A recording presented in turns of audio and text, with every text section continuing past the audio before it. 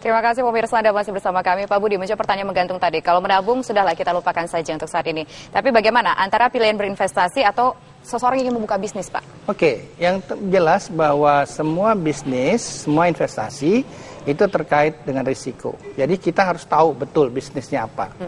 First rule in investing, never trust too good to be to return misalnya. Kita ditawarin keuntungannya 30% selama 3 tahun berturut-turut atau lebih, jangan langsung percaya. Jangan.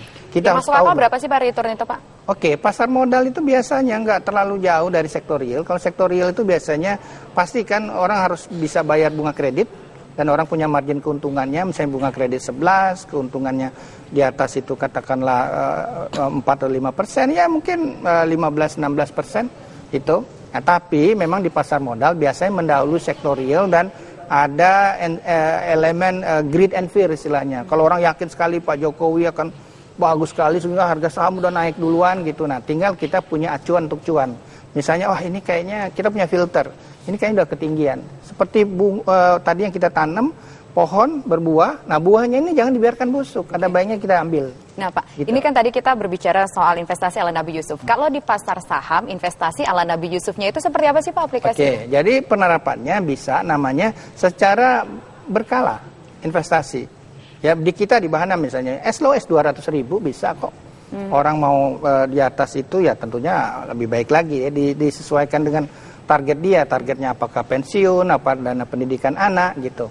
Di awal-awal masih muda itu menariknya ada suatu pendapat berapa sih alokasi yang di growing asset ya kelihatannya bergejolak tapi paling tinggi di kemudian hari itu 100 di kurang umur.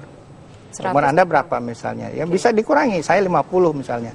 50 tahun nih ABG angkatan barusan gocap ya. Gitu. Saya bisa 50% saya bisa di reksadana saham. Gitu ya. 50% dari penghasilan misalnya begitu. Oh enggak, bukan 50% dari penghasilan. Enggak, kalau itu nanti apa yang buat makan buat bayar cicilan. Jadi 50% dari maksudnya apa? Dari total aset. Oke. Dari total aset ya. Kalau dari penghasilan yang tadi nanti kita akan bahas misalnya pay yourself first. Itu ada satu saran dari yang menulis buku David Bach misalnya ya. Automatic Millionaire. Kalau diterapkan ini, insya Allah milioner gitu. Nanti ya. Nah, tadi misalnya kita growing ini bagusnya dengan reksadana saham. Ketika mendekati masa pensiun, ada baiknya kita kurangi. Kita kurangi dengan lebih banyak ke obligasi negara. Karena itu sifatnya proteksi dan menyimbangkan. Ya. Kemudian nanti setelah selesai, baru kita bikin produk. Kalau kita sebut namanya structure product, bagaimana nanti memberikan katakanlah kucuran secara berkala juga. Kalau tadi saya nanam berkala, sekarang saya mendapatkan kucuran berkala. Itu periode distribution.